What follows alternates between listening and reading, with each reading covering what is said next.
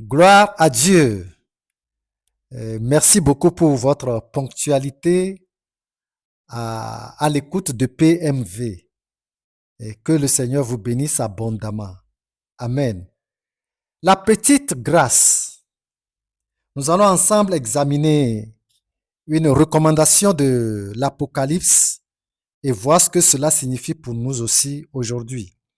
Apocalypse chapitre 3, verset 11. Je viens bientôt. Retiens ce que tu as afin que personne ne prenne ta couronne.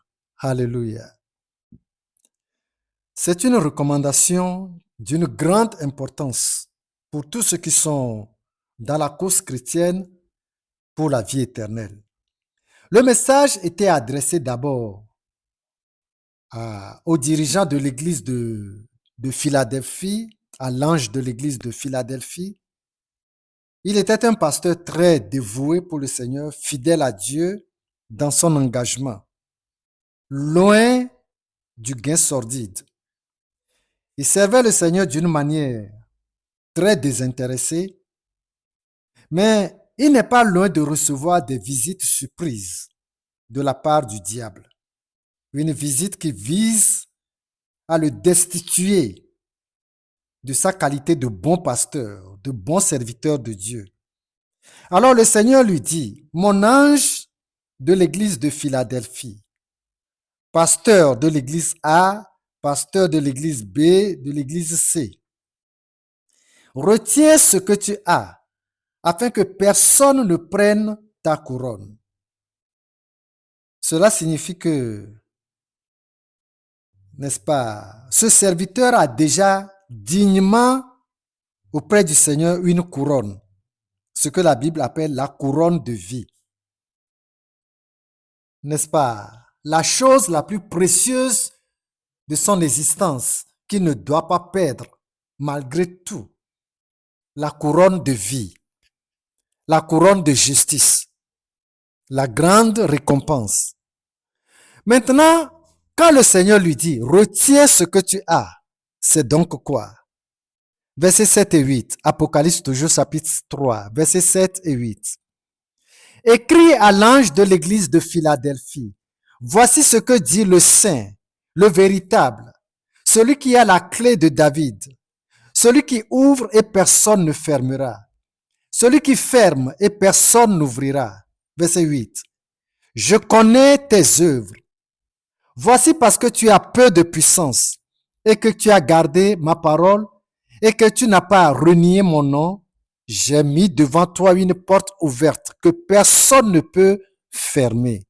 Gloire à Dieu. Vous savez, Dieu ne bénit jamais avant l'obéissance. Même si cette bénédiction est un projet de Dieu, n'est-ce pas, pour vous, il ne bénira pas avant la bénédiction. Quelque chose a émerveillé ici le Seigneur dans la vie et dans le service de ce responsable d'église, du pasteur de l'église de Philadelphie. Et c'est d'ailleurs pour cela que Dieu vient le mettre en garde. Le Seigneur dit au verset 8, il dit, je connais tes œuvres. Voici parce que tu as peu de puissance, c'est-à-dire peu de grâce. Et avec ça, tu as gardé ma parole et tu n'as pas renié mon nom. Amen. Ce pasteur a considéré le peu de grâce qu'il a comme déjà suffisante, n'est-ce pas, pour servir le Seigneur en toute fidélité. Il a su gérer le peu de puissance ou le peu de grâce pour surmonter les épreuves et les tentations de sa vie. Tentation de commettre l'immoralité dans l'église ou en dehors de l'église. Tentation de s'accaparer de l'argent de l'église. N'est-ce pas? La tendance de vouloir plaire aux hommes plus qu'à Dieu. Oui? La tentation de s'approprier de la gloire qui doit aller à Dieu, surtout lorsque les miracles se produisent par, n'est-ce pas, sa main. Dieu lui dit, je connais toutes tes œuvres, tes brillants succès missionnaires, tes combats contre les démons de l'enfer, malgré la petite puissance, la petite grâce que tu as. Alors Dieu dit, voici maintenant, je mets désormais une porte carrément ouverte, n'est-ce pas, devant toi, que personne ne peut fermer. Praise the Lord. L'apôtre Paul, lui, malgré son grand savoir, était ignorant de cette révélation. Parce qu'il était mort avant cet entretien de Dieu avec le pasteur de l'église de Philadelphie. C'est pour cela qu'il se plaignait beaucoup tout au départ, jusqu'à ce que le Seigneur ne lui parle au sujet de l'efficacité de la petite puissance qui, n'est-ce pas, de Dieu dans sa vie ou dans la vie du chrétien. 2 Corinthiens chapitre 12. Prenons ensemble les versets 7, 8 et 9. 2 Corinthiens chapitre 12, verset 7. Et pour que je ne sois pas enflé d'orgueil à cause de l'excellence de ces révélations, il m'a été mis une écharde dans la chair, un ange de Satan pour souffleter et m'empêcher de m'enorgueillir. 3 fois, j'ai prié le Seigneur de l'éloigner de moi. Verset 9. Et il m'a dit, ma grâce te suffit, car ma puissance s'accomplit dans la faiblesse. Je me glorifierai donc bien plus volontiers de mes faiblesses afin que la puissance de Christ repose sur moi. Praise the Lord. C'est maintenant que Paul comprend ce que le Seigneur peut faire par nous et en nous par la petite grâce. Lorsque nous l'acceptons et la trouvons déjà suffisante pour nous. Paul arrête de se plaindre maintenant.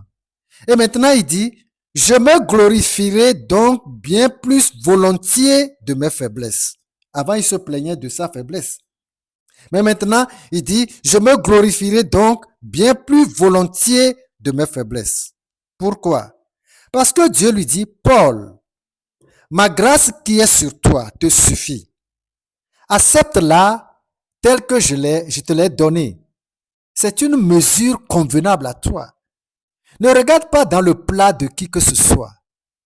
Tout ce que tu comptes faire, fais-le dans cette peu de grâce. Dans, n'est-ce pas, cette petite grâce, cette petite puissance. C'est ma présence effective en toi. Alléluia. Nous avons déjà de la part de Dieu une grâce que la Bible appelle peu de puissance. Avec elle, nous pouvons mener une vie chrétienne et une mission réussie. Pourquoi? Terminons avec Zacharie chapitre 4 et le verset 6. Zacharie chapitre 4.